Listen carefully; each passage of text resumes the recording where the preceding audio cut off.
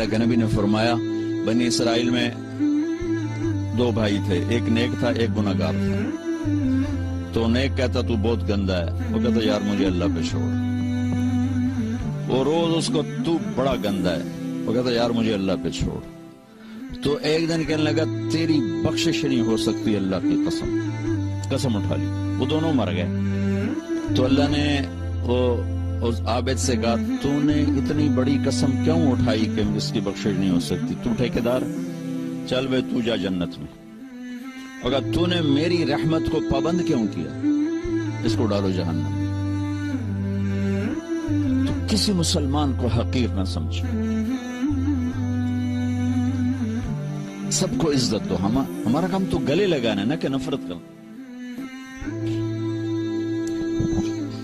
مثلا ایک آدمی آپ کے نزدیک غلط ہے تو وہ سمجھو وہ مریض ہے، تو مریض کا علاج ہوتا ہے کہ مریض کو ہسپتال سے نکالا جاتا ہے.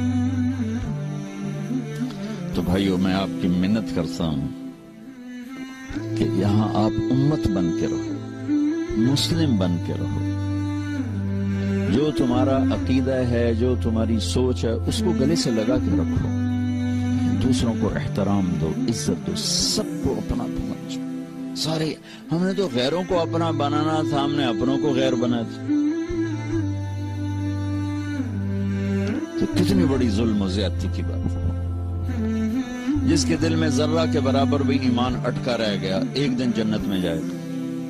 چونکہ ایک دفعہ ایسا ہوگا کہ جہنمی لوگ مسلمانوں کو کہیں گے کہ تم بھی دوزخ میں ہم بھی دوزخ میں، تمہارے ایمان کا کیا فائدہ؟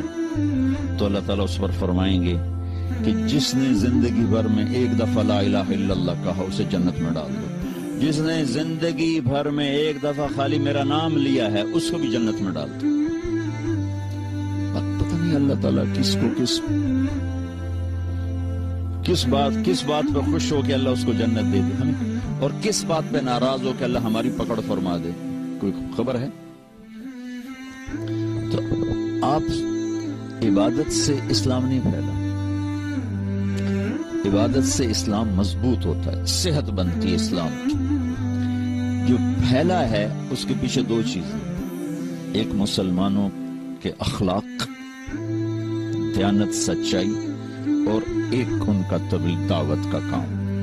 پیش کرنے پریزنٹیشن کے بغیر تو چیز نہیں آگے چلتی. پیش کیا گھر چھوڑ کر نکلے، اور ایک اپنے عالی اخلاق سے دلوں کو فتح کیا.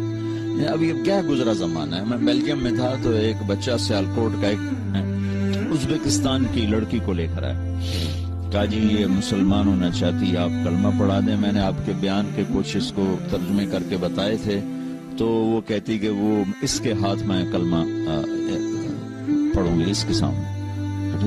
تو میں نے اس بچی سے پوچھا کہ بیٹی تم اسلام کیوں لا رہی ہو، کس چیز سے متاثر ہو؟ تو اس نے کہا کہ میں اس نوجوان کے اخلاق سے متاثر ہو کر مسلمان ہوں. تو ابھی بھی اخلاق میں اتنی طاقت ہے کہ وہ بچہ نہ عالم تھا، نہ کوئی امام مسجد تھا، نہ کوئی بزرگ، ایک عام نوجوان، داڑھی بھی نہیں تھی، کلین شیو تھا، سیالکوٹ کا. کہ اس نوجوان کے اخلاق سے متاثر ہو کر میں نے کلمہ پڑھا. پھر میں نے اس سے پوچھا تم اس سے شادی کرو گے؟ ہاں کروں گی. پھر میں نے کہا نکاح بھی پڑھا دی.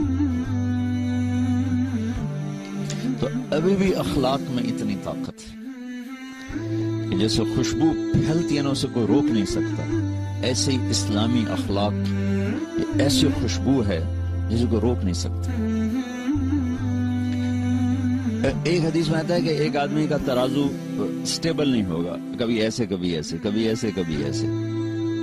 تو وہ نیکی یوں ہو جائے یا گناہ یوں ہو جائے، ایسے نہیں ہو رہا، وہ ایسے ایسے ہو رہا ہے. تو اس پر اتنی ہیبت طاری ہوگی کیونکہ آگے یا جہنم یا جنت. تو اگر موت ہوتی تو وہ گھبراہٹ سے مر جاتا، وہ موت تو ختم ہو گئی. تو ادھر میں ایک ایسے بادل سا آئے گا اور اس کے رائٹ ترازو میں بیٹھے گا اور اس کو بالکل ایسے کر دے گا، تو اس کی جان میں جان آئے گی اور اس کی جنت کا اعلان ہوگا. تو وہ پوچھے گا تولنے والے سے بھائی یہ کیا ہے، یہ کیا ہے؟ تو فرشتہ کہے گا یہ تیرے اچھے اخلاق ہیں جنہوں نے آج تجھے بچایا. اب اچھے اخلاق تو 24 گھنٹے کی ڈیلنگ کا نام ہے، 24 گھنٹے کی ڈیلنگ اچھے اخلاق۔ عبادات 24 گھنٹے ہو نہیں سکتی، سارا سال روزہ رکھنے والا کوئی نہیں مل سکتا، ساری رات جاگنے والا کوئی کروڑوں میں شاید کوئی ایک ہوگا، لیکن یہ ڈیلنگ تو میں ہر بیوی سے ہے، بچوں سے ہے، دوستوں سے ہے، نوکر سے ہے، ملازم سے ہے، دوسروں اپنوں سے ہے، غیروں سے، غیر مسلم سے، آپ کی تو غیر مسلم سے بھی ڈیلنگ ہے۔ اگر آپ کے اخلاق اچھے ہیں اور آپ کا بول میٹھا ہے تو اس کو کوئی عمل نہیں پکڑ سکتا۔ میرے نبی نے فرمایا ساری زندگی کے تہجد گزار، کبھی نہ سویا رات بھر، ساری زندگی کے روزے دار، کبھی نہ روزہ چھوڑا سوائے عید کے، تو یہ تو ممکن نہیں ہے۔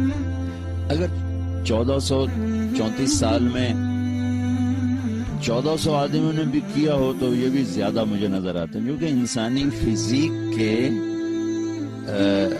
بس سے باہر کی بات ہے۔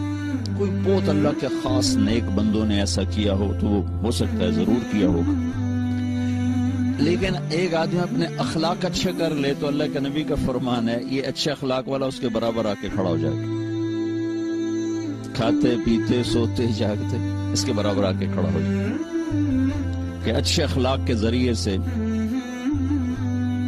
سعید انور اور یوسف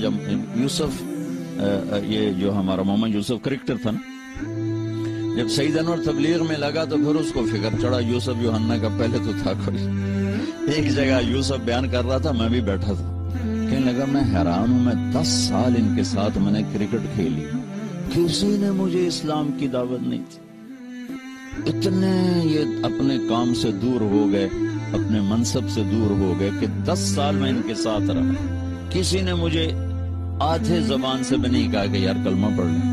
یہ تو سعید انور تبلیغ میں لگا تو اس کو فکر چڑھا، وہ پھر اس کو لے کر میرے بیانوں میں لاتا رہا، چھپا کے لاتا تھا، چھپا کے، یعنی میں یوں بیٹھا ہوں، مجمع یوں بیٹھا ہوں تو اس کو بیک ڈور سے لاتا تھا اور ایسے صوفوں کو پیچھے بٹھا دیتا تھا۔ یہ اس کے ساتھ کرتے کرتے کرتے کرتے آخر اللہ نے اس کے دل میں ایمان ڈال دیا اور مسلمان ہو گیا۔ تو پھر اس نے کہا کہ میں بھی ظاہر نہیں کر سکتا، میں چاہتا ہوں میری بیوی بھی کلمہ پڑھ لے پھر ظاہر کروں، میں نے کہا ٹھیک ہے۔ تو 3 سال بعد اس کی بیوی نے بھی پڑھ لی، تو یہ دونوں میرے پاس آئے، کہنے لگے ہماری طاقت لگ گئی ہے کرکٹ پر، تو جنت کا شارٹ کٹ بتاؤ، شارٹ کٹ۔ میں نے کہا اللہ کے نبی کا فرمان ہے کہ 3 کام جو کر لے گا نا، جنت الفردوس کی چابی مجھ سے لے لے، جنت الفردوس کی چابی ایک توڑنے والے سے جوڑے،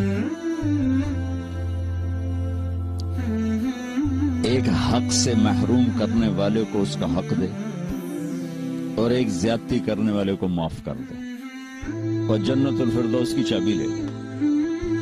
کہنے لگے تھا اوکھے کام میں کوئی سوکھے داس۔